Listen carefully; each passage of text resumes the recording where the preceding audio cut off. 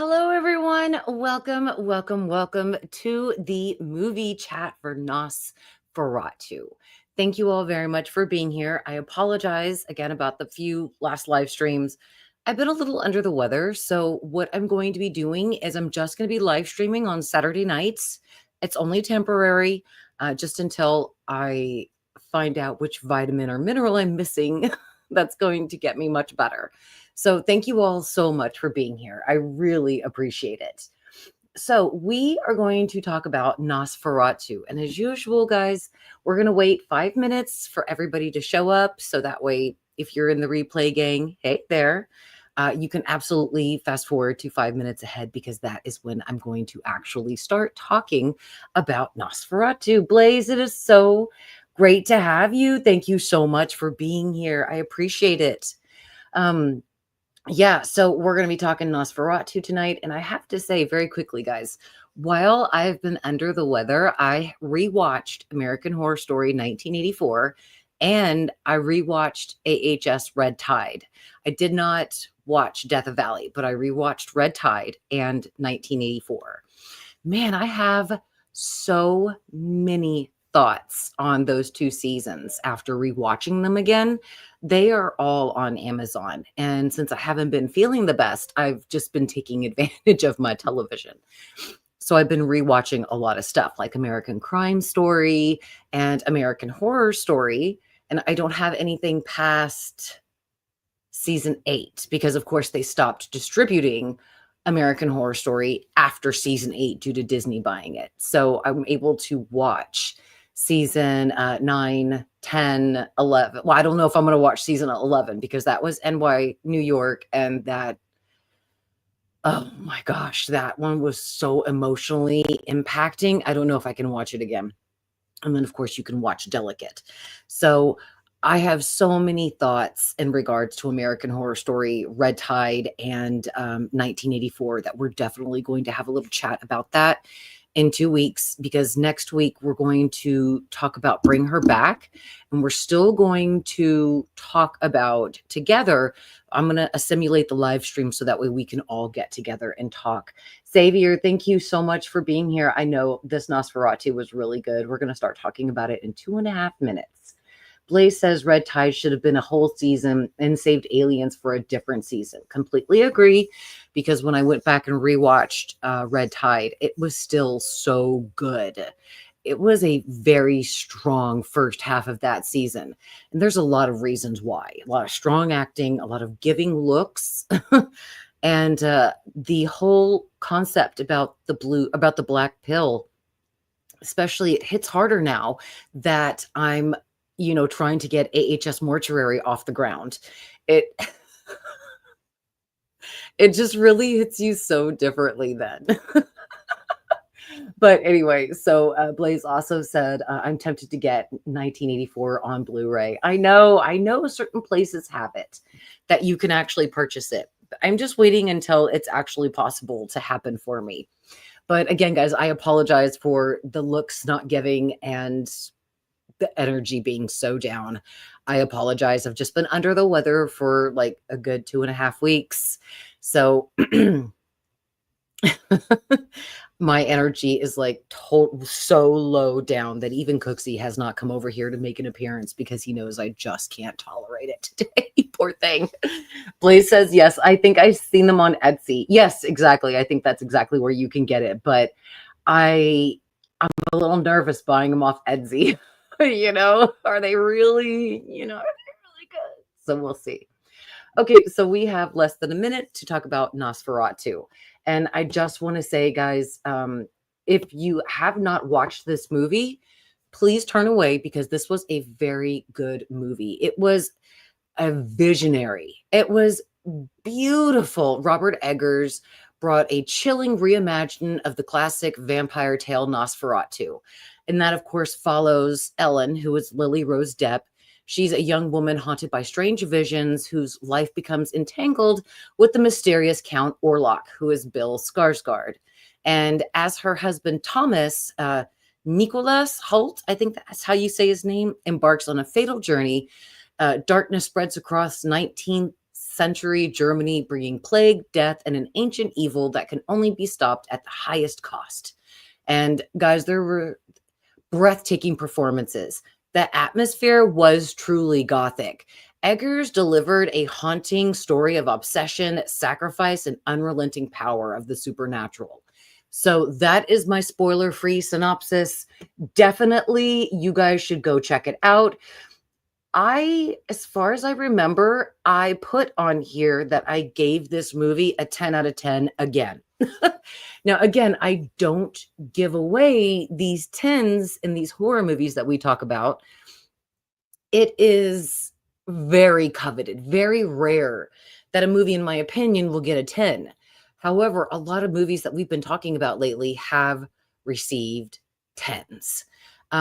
This movie has, again, Bill Skarsgård, Nicholas Hoult, Lily Rose Depp, Aaron Taylor Johnson, Emma Corrin, and Willem Dafoe. So again, this is a great cast of characters. This movie came out in December at the Berlin International Film Festival in December of 2024, and it had a wide release on Christmas of last year. And it grossed over $181 million worldwide and had only a $50 million budget. So it's, I guess it earned 4 nominations at the 97th Academy Awards for Best Cinematography, Best Costume Design, Best Production Design, and Best Makeup and Hairstyling. So again, this movie is so coveted, so great.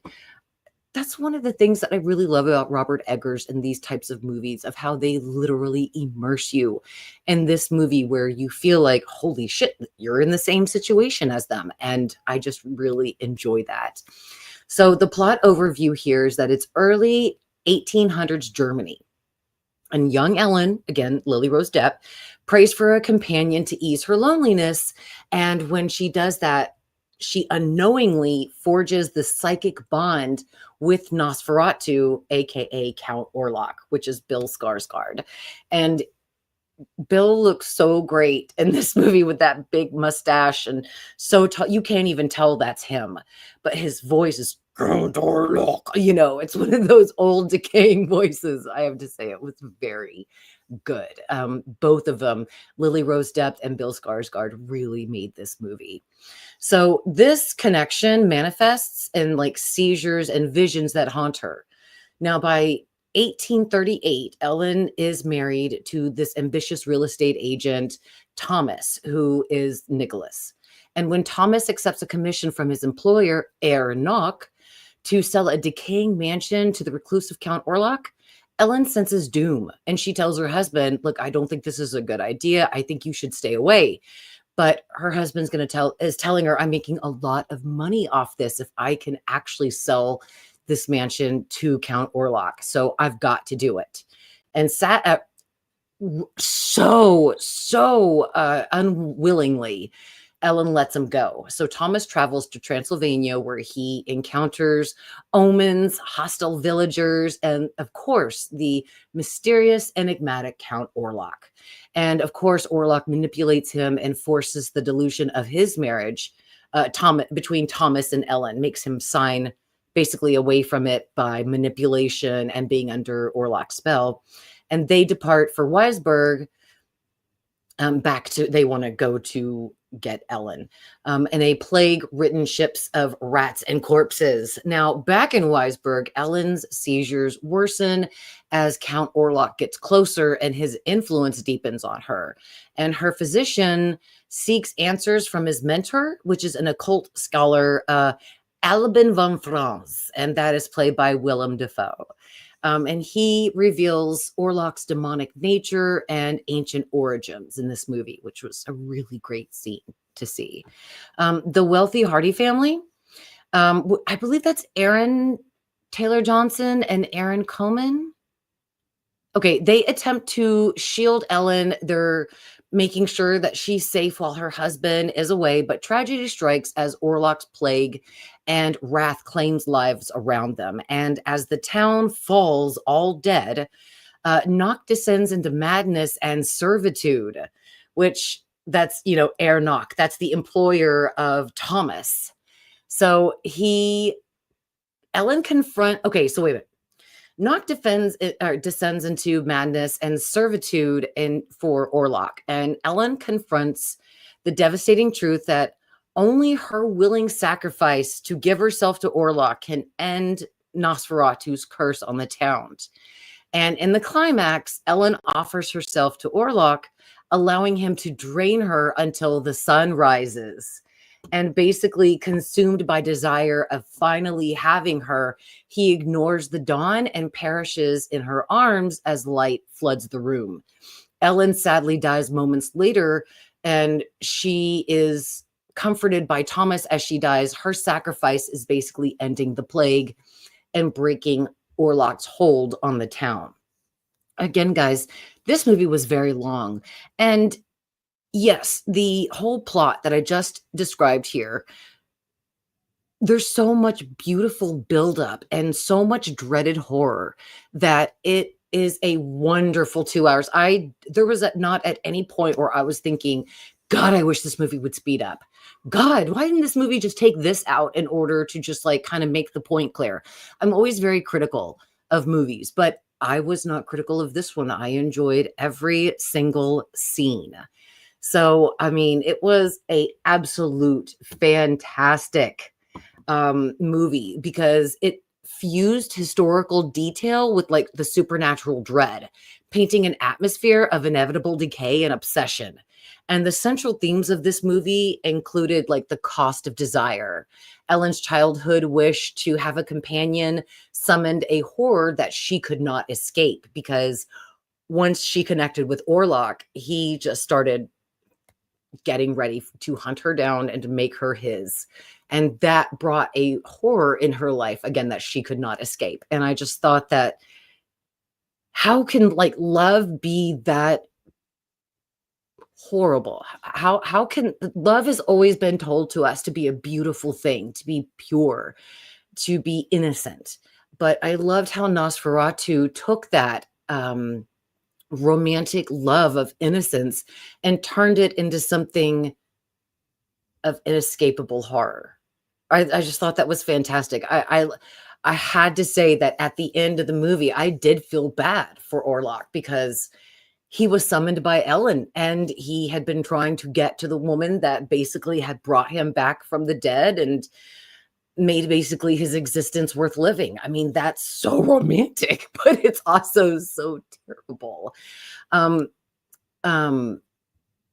Also, there's a whole thing here on corruption of ambition.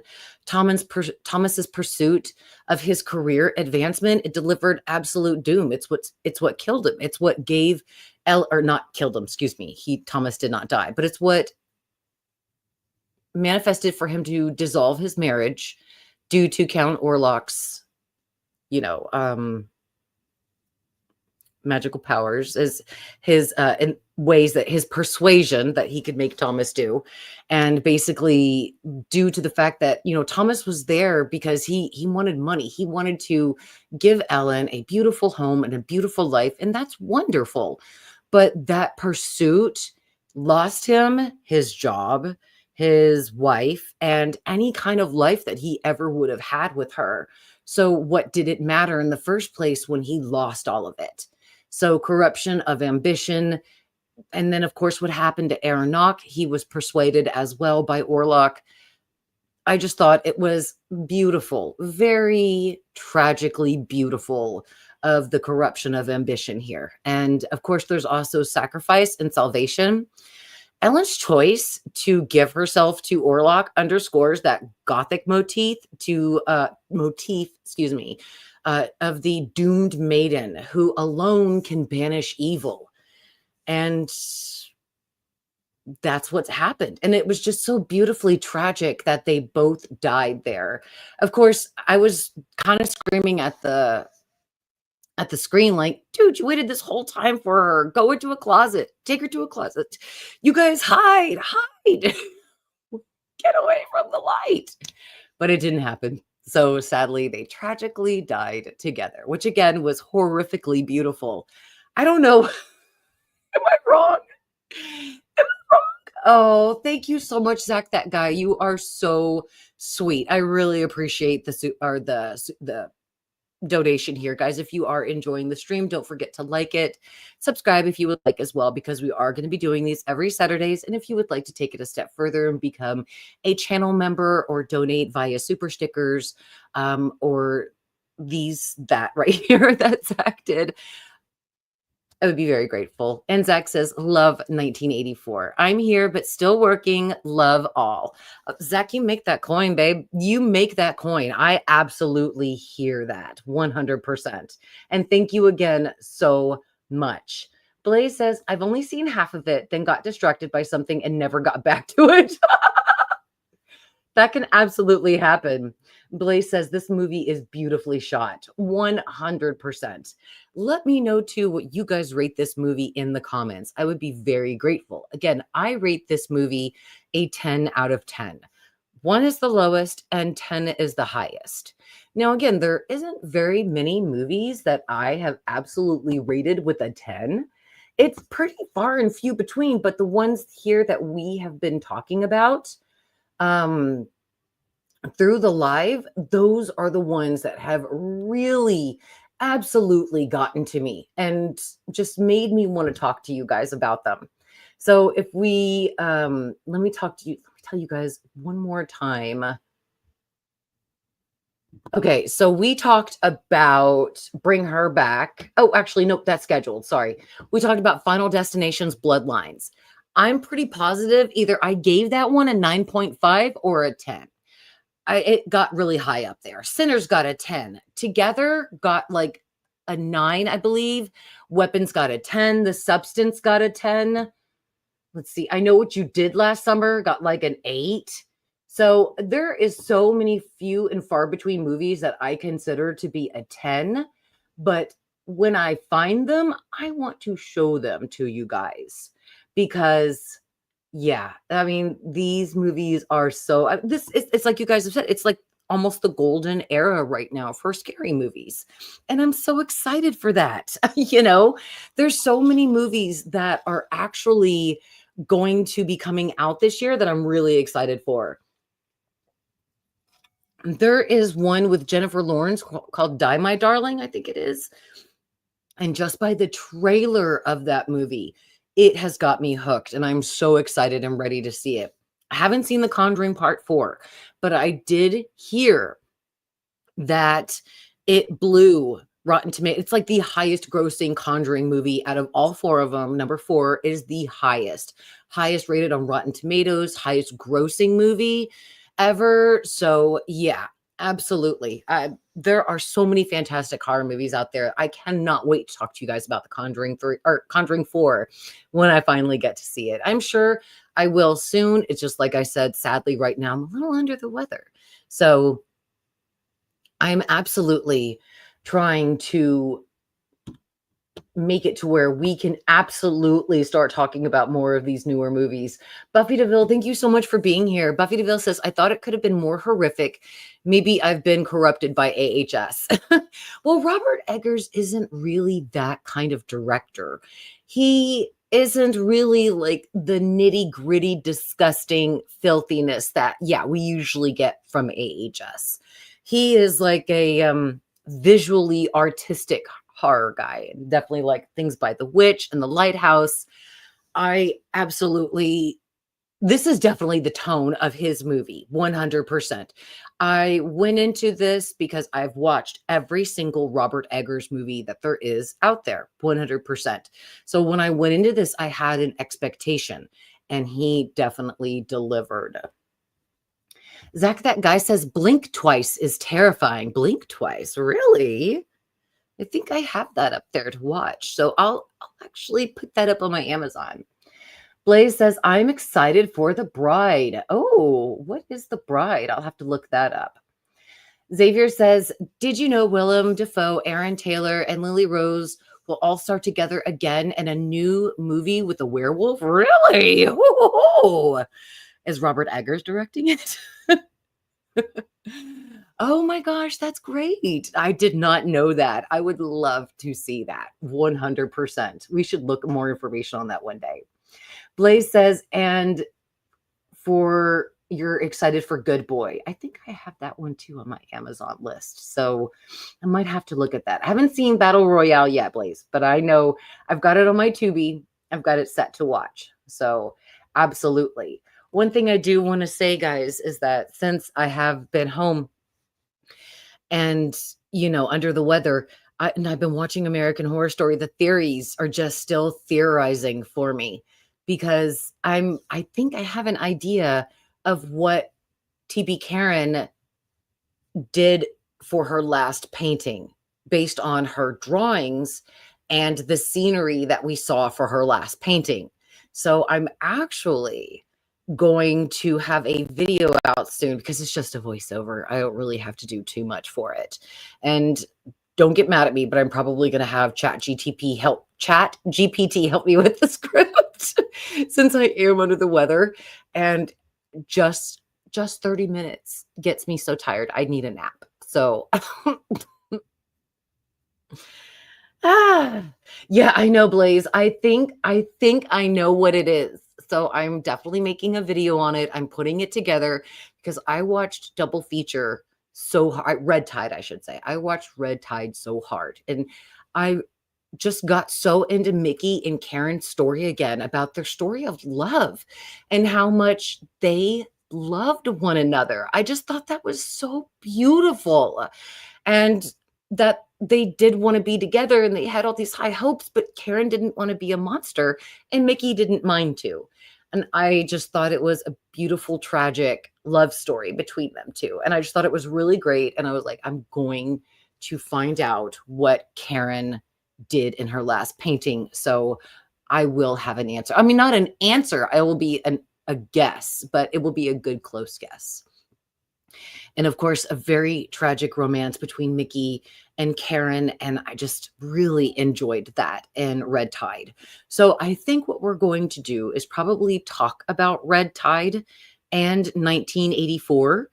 I'll probably set that up. Next Saturday, we're going to do Bring Her Back, which again, that movie was so sad and depressing.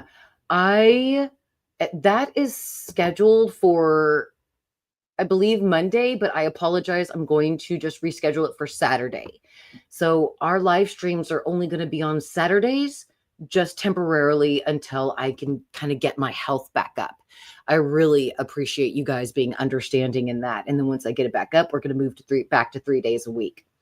Zach, that guy says, I know we've moved past it, but I need to know what brought the Night Stalker back to life in 1984 and why not Billy also. Okay.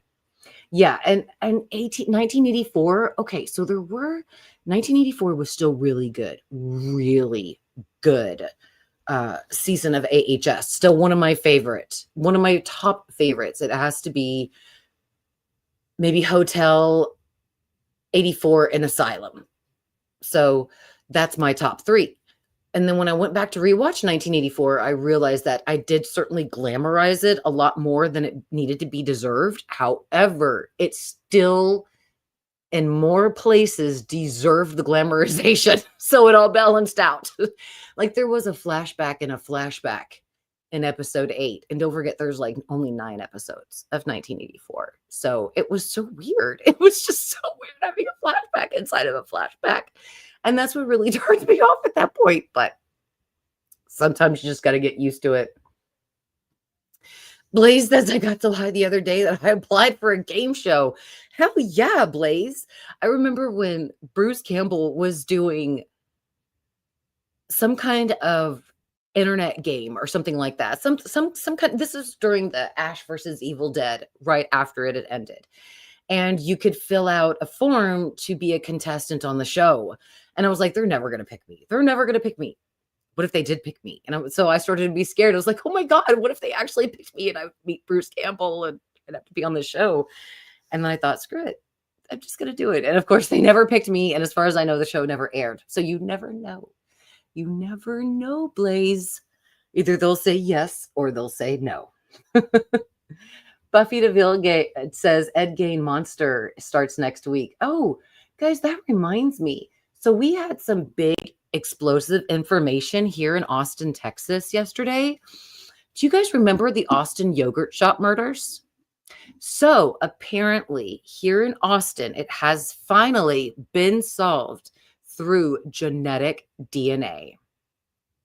Isn't that cool? So, genetic DNA has indicated that the DNA from the crime scene matched back from a guy named like William Brasher, something like that. And he was actually a serial killer.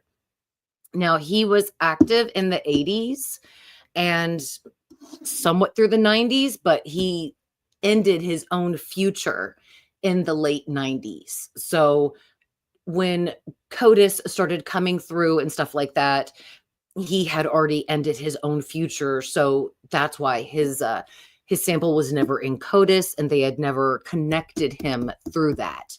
However, one of his family members was actually submitted their DNA into ancestral genealogy, and they were able to take a hit off that and get it back to the actual person. So on Monday, the day after tomorrow, the Austin PD is actually going to have a huge conference, public like conference, letting people know how they found him, who put in the DNA. We're going to get more information then. But the whole thing is that they finally, like 34 years since this last happened, and they have finally solved the Austin yogurt shop murders. Isn't that fantastic?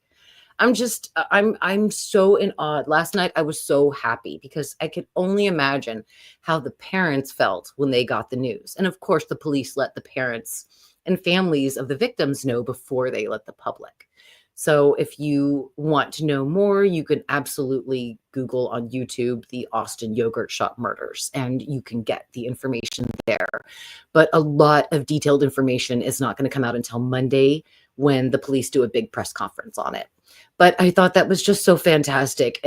Investigative genetic genealogy is just wonderful, wonderful. And I'm actually even thinking of like putting in my DNA into Ancestry to let them see if maybe my DNA will help them solve a crime. But then again, I don't think family would have ever done that. So I don't think I need to do that. But anyway, IGG is just solving so many cold cases, and I cannot wait till when they run the IGG through with the John Benet Ramsey case, with like the Zodiac killer. I mean, I know they say that that post guy was the Zodiac, but we don't have the confirmation yet.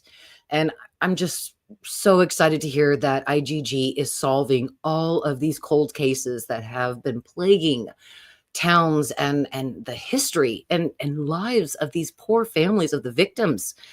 Actually, they're getting answers, and I just think that's fantastic. So again, the Austin yogurt shop murder has allegedly been solved. There is allegedly to an accomplice, but the main person that they know mainly was there is passed away. He ended his own life in the late 90s, and he was a serial killer. He was active for ending the lives of people and hurting them physically, if you get what I mean. And I'm talking about, sadly, they're R worded, and we're talking about children and women. So it definitely fits with this guy's backstory. And even his daughter spoke out, and she was like, "I just feel so bad that this was my dad." So anyway, I just thought that was so fantastic that they actually solved the Austin yogurt shop murders, because as y'all know, I live here in Austin, and that has always been a huge thing for Austinites. And anytime I'm near Anderson, right over there where the yogurt shop was, I always stop and pay respects, me and my daughters. So yeah, I'm just so glad that the family is getting answers for that. Because I sadly do have to close out the live stream. I do appreciate everybody for being here. And I believe I will be able to get the video out this week of the painting for tuberculosis Karen. Because like I said, it doesn't really take much effort and I can do it from bed. I really appreciate, again, everybody that's here tonight. Let me know what you thought in the comments of Nosferatu. And I will see you guys next Saturday for Bring Her Back. Thank you again all so much for being here. I love you all, and beware of sexy scat bitch. It's turning fall outside, and she's going to get a little more freaky deakier with the cooler weather coming. Bye, everybody.